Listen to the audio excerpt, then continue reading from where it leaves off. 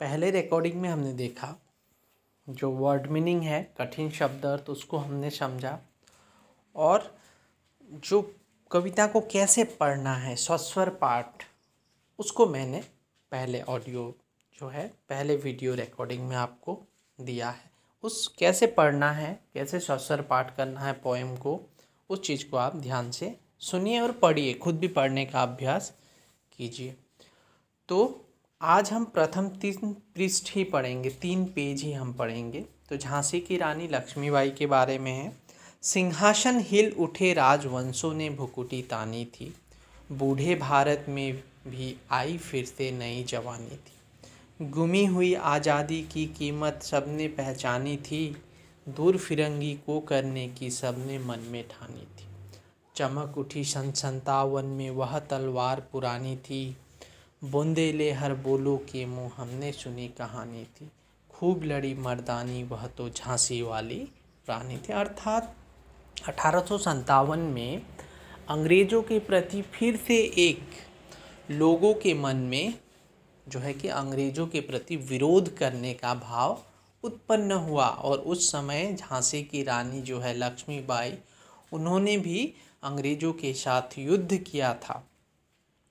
कानपुर के नाना की मोहबोली बहन छबीली थी, लक्ष्मीबाई नाम पिता की वह संतान अकेली थी। नाना के संग पढ़ती थी वह, नाना के संग खेली थी, बर्छी ढाल कृपाण कटारी उसकी यही सहेली थी। अर्थात कानपुर में नाना के साथ वह खेलती थी, पढ़ती थी। और बचपन में बच्चे क्या पसंद करते हैं? खिलौने, परंतु वह बर्छी ढाल जो युद्ध के औजार हैं उनके साथ खेलना पसंद करती थी। वे सारी चीज़ें उनकी सहेली थी। वीर शिवाजी की गाथाएं उसको याद जवानी थी, बुंदेले हर बोलो के मुँह हमने सुनी कहानी थी। खूब लड़ी मर्दानी वह तो झांसी वाली रानी थी। अर्थात वह झांसी की रानी अंग्रेज़ों के साथ डट कर उन्होंने अंग्रेज़ों का विरोध किया था। ये हर किसी के मुंह में है, हर कोई ये जानता है।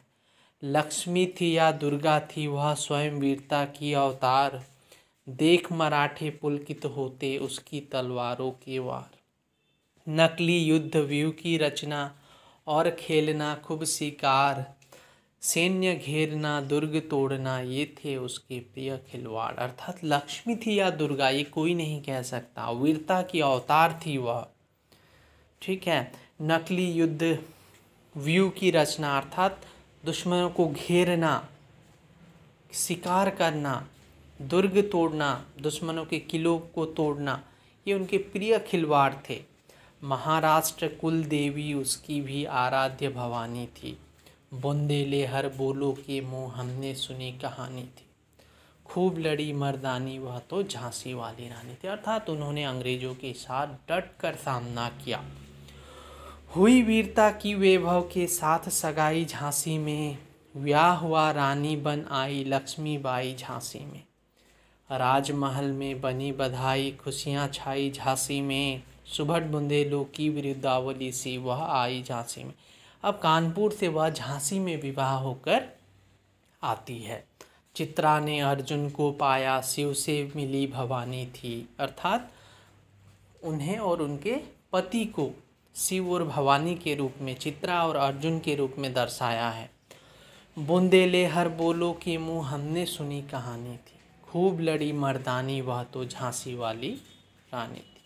उदित हुआ सौभाग्य अर्थात सौभाग्य खुल उठा, मुदित महलों में उजियाली छाई, सभी महलों में खुशियाँ छाने लगी।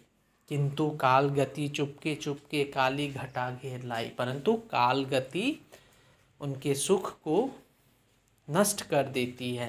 रानी विधवा हुई है अर्थात लक्ष्मीबाई के पति मार दिए जाते हैं और वो विधवा हो जाती है। विधि को भी नहीं दया आई, निसंतान मरे राजा, उनके कोई संतान नहीं हुए, पहले ही उनके पति की मृत्यु हो गई। रानी शोक समानी थी, बुंदेले हर बोलो के मुँह हमने सुनी कहानी थी। खूब लड़ी मर्दानी वह तो झांसी वाली रानी थी। अर्थात पति के मृत्यु के बाद वह बहुत दुखी होती है, शोक में समा जाती है।